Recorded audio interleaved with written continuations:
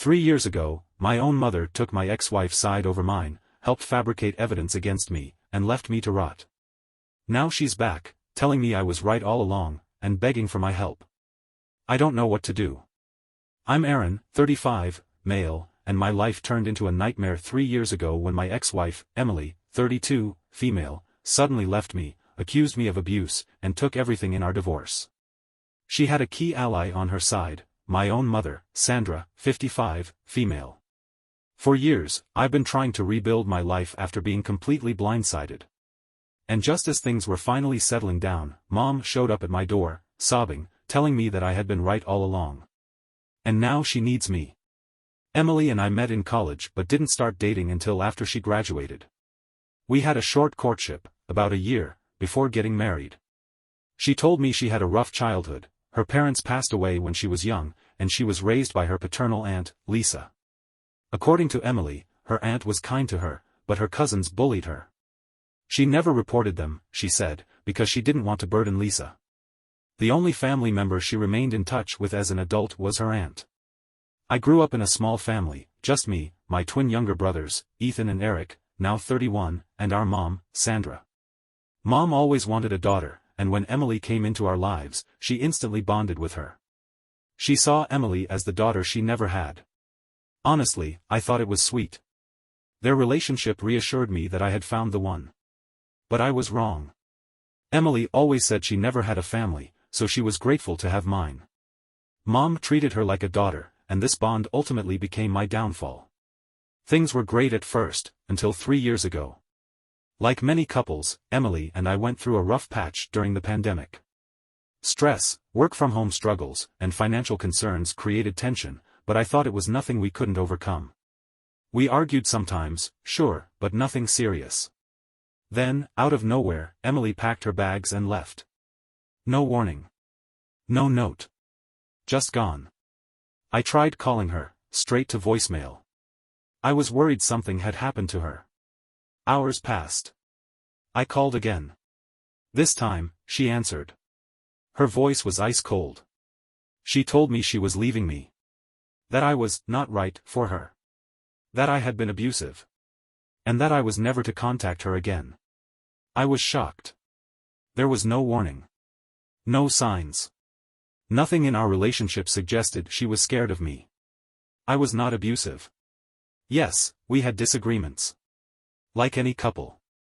But I had never laid a hand on her. Not once. I tried calling again. Blocked. I checked social media. Blocked there too. 1 minute, I had a wife. The next, she had vanished, and taken my entire life with her. I called my mom, desperate for answers. She said she had no idea where Emily was. I believed her. For 2 weeks, I lived in agony. Then, I received a letter from Emily's lawyer. She was filing for divorce, and pressing assault charges. I almost blacked out reading those words. She was accusing me of physical abuse. She had evidence, photos of bruises, a busted lip, screenshots of me threatening her. But I had never touched her. I hired a lawyer immediately. He told me that since it was my word against hers, we had a chance. Emily had photos but no medical records, no witnesses. But what I didn't know. She did have a witness. My own mother. Sandra had been helping Emily this entire time. While I was searching for my wife, worrying, begging for answers, Emily was living with my mom. Mom had seen those bruises, heard Emily cry, and had believed her completely. She even helped Emily create fake evidence, fabricated screenshots, altered photos, all to make me look guilty. She never once asked for my side of the story. Before the case went to court, Emily reached out. She wanted to meet. When I arrived, my mom was there too. I thought she was there to mediate. No. She was there to pressure me. Emily told me she would drop the charges if I gave her my house. Otherwise, she would take me to court, and my record would be permanently stained. I looked at my own mother. She said she was ashamed she had raised a man who could hit his wife. I told her Emily was lying. Emily just smiled. She pulled out her proof. The screenshots. The photos. The lies. I almost believed them myself. They had been so thorough, so calculated. But I refused to give up my house. Instead, I begged. I pleaded for another deal. Emily finally agreed to accept alimony instead. A large sum every month, until she remarried. I signed the papers, and she left my life. Or so I thought. I was left to pick up the pieces. My brothers, Ethan and Eric, were my lifeline during that time. They supported me, flew in to be with me, and reassured me that they knew I wasn't capable of the things I was accused of. But the damage was done. I was paying nearly half my paycheck to Emily each month. Life felt gray, empty. 6 months ago, I discovered through mutual friends that Emily had remarried. Our agreement was clear: I would pay until she remarried. She had been violating that agreement for months. My lawyer confirmed we could stop payments, so I did. And then, just as I thought I was free, Mom showed up at my door. Her face was streaked with tears, and she was visibly shaken. I almost didn't open the door, but something in her eyes made me pause. She started rambling, apologizing, saying she had made a terrible mistake. That Emily had been lying, manipulating her. That she now realized I had been telling the truth all along. I didn't know what to say. I felt numb. Why was she telling me this now? Why not back then, when I needed her? When I was drowning, and she was the one holding me under? She kept talking. Emily had drained her bank accounts. She had stolen her credit cards and wiped them clean. Left her with nothing. Mom was begging for my help. But I didn't have any more help to give. I stood there, staring at my mother, unsure of what to say. She was crying, shaking, telling me that Emily had ruined her life, that she had nowhere else to go. She said she finally understood what I had gone through. That she regretted everything. I wanted to feel bad for her. But all I felt was anger. I told her, "You were so sure I was a monster. You turned against your own son. Now that she's done the same to you, you expect me to just forgive you?" She flinched at my words. "I was manipulated," she whispered. "I was fooled, just like you." "No," I said coldly. "Not just like me. I never had a choice. You did." I was about to slam the door in her face when she sank to the ground. "I don't expect you to forgive me," she sobbed. I just don't have anyone else. I should have left her there. But I'm not my mother." I told her to get up and come inside. I made her tea, let her sit down, and asked her to tell me everything. Mom said that the day Emily left me, she went straight to her house. She showed up at the door, crying, covered in bruises. Emily told her I had been hitting her for months. That she was scared for her life. That she had nowhere else to go. She begged my mother not to tell me. Mom said that she knew I wasn't the kind of person to do something like that, but seeing those bruises broke her.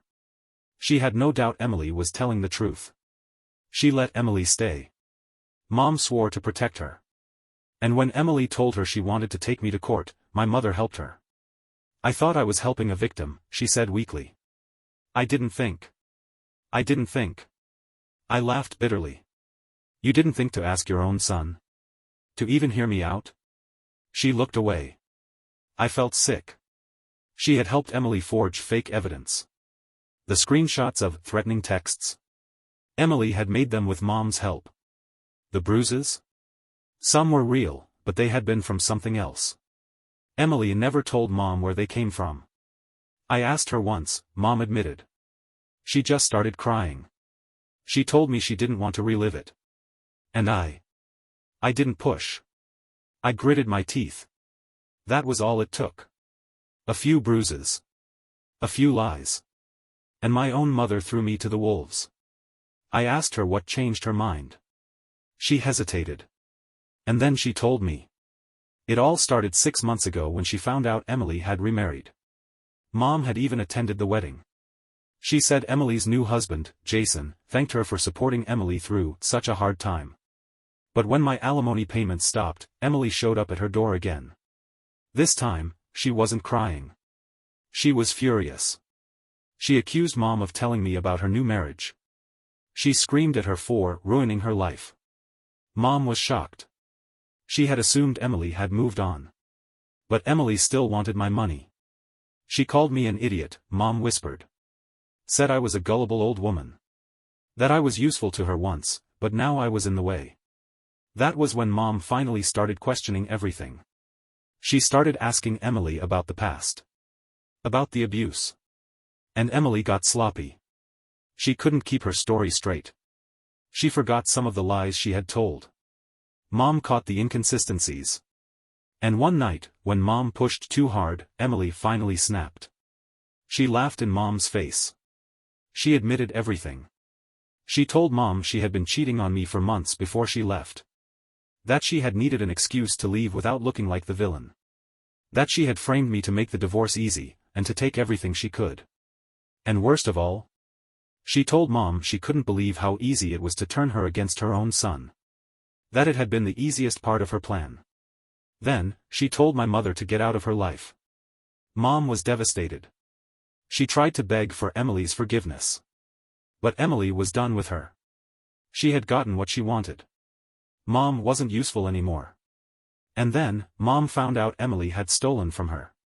She had taken her credit cards, her savings, everything. Now, she was broke. She had no one left. No Emily. And no son. She had destroyed her relationship with me for a woman who used her and threw her away. And now she was sitting in my kitchen, crying, asking for help. I didn't say anything for a long time. Then I told her, I feel bad for you. I do. But I feel worse for myself. Because I went through all of this alone, while you helped the person who did it to me. She nodded, wiping her eyes. I deserve that, she whispered. I deserve all of it. She said she didn't expect me to forgive her. She just hoped that, one day, I would be able to. And that was when I realized. I didn't hate her. I pitied her.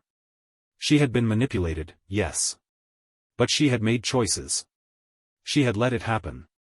She had thrown away her son for a con artist. She had chosen the wrong side. And she had lost everything. I told her I'd think about what to do. But I wasn't making any promises. Mom left that night looking smaller than I'd ever seen her. And I sat in silence for hours, wondering. Could I ever really forgive her? After Mom left that night, I barely slept. I kept replaying everything in my head, how she had betrayed me, how she had helped destroy my life. And now, she wanted me to help her. She had been manipulated, yes. But I had suffered alone. And that wasn't something I could just forget. A few days later, I got a call from my younger brother, Ethan. He had heard from Mom. She had told him everything. She knows she screwed up, Ethan said. She's not making excuses anymore. I sighed. And what am I supposed to do with that? I don't know, he admitted. But I do know one thing. Emily's not done screwing people over. That got my attention. What do you mean? That woman stole everything from Mom, and now she's probably planning her next move. If we don't stop her, she'll do it again. Ethan was right. And whether or not I wanted to forgive Mom, I knew I had to take Emily down. I called a lawyer. Mom and I decided to press charges. Emily had drained her bank account, stolen her credit cards, she had left paper trails. It was fraud. My lawyer said we had a strong case. But there was one problem, Emily might argue that Mom gave her the money voluntarily. We needed proof that Emily had stolen it. And that's when something unexpected happened. I got an email. From Jason. Emily's new husband. He wanted to meet. I wasn't sure what to expect. I had always hated Jason, not because he was with Emily, but because he believed all her lies. But when we met, he looked drained. Like a man who had just seen his entire world crumble. I need to know the truth, he said. I sat back and crossed my arms. I thought you knew the truth. I thought I was an abuser. His face twisted with regret. I believed her, he admitted. She told me you were dangerous. That she had barely escaped with her life. I wanted to help her. I said nothing. I just let him talk. She always had an excuse for everything, he continued. She said she didn't have any real evidence because you deleted everything. She said she never went to the hospital because she was scared. He sighed. But then. I started noticing things. I leaned forward. Like what? Jason hesitated. She never kept her story straight, he said finally. At first, she told me you used to beat her when you were drunk. Then, she said you didn't drink. Then, she said you did, but only sometimes. He shook his head. She always changed the details. And if I asked too many questions, she'd get mad. She'd say I didn't trust her. She'd start crying. I knew that tactic well. She did the same thing to my mom, I said quietly. Jason ran a hand over his face. I found out about your case, he admitted. When she got the legal notice, I thought it was some mistake. But then I started digging. And I found everything. I watched as he clenched his fists. She played me, he said bitterly. Just like she played you. I nodded. He took a deep breath. I want to help, he said. Tell me what you need. With Jason on our side, the case became airtight. He had access to Emily's bank accounts. He found proof that she had transferred money from Mom's account to hers. He even found messages where Emily admitted to taking Mom's credit cards. It was more than enough to nail her. The case moved fast. Emily was forced to pay back everything she had stolen. And though she didn't go to jail, she now had a criminal record. She was officially exposed. But the real kicker? Jason filed for divorce. He left her with nothing. I never saw Emily again after that. But Jason and I actually stayed in touch. It was funny, in a twisted way. We had both been victims of the same woman. And now? We were free. After the case was settled, Mom tried to reach out again. She wasn't asking for money. She wasn't asking for help. She just wanted to talk. I agreed. We met in a quiet cafe, and for the first time, I really looked at her. She looked older. Tired. Broken. She had lost everything because of Emily. And she knew it. I don't expect you to forgive me, she said softly. I just wanted to tell you I'm proud of you. You didn't deserve what happened. I should have believed you. I took a deep breath. I had been holding on to my anger for so long. But now? Now I just felt tired. I wasn't ready to forgive her completely. But I wasn't ready to hate her anymore either. So I told her, I don't know if I can ever trust you again. But I don't hate you. She nodded. And that was enough. Now, I finally feel like I have closure. I have my life back. My brothers stood by me. Jason and I, weirdly enough, became friends. And Emily? She's gone. Forever. I don't know what's next for me. But for the first time in a long time, I feel free. Thank you for watching the video. Like it if you watched it to the end, don't forget to subscribe and have a nice day.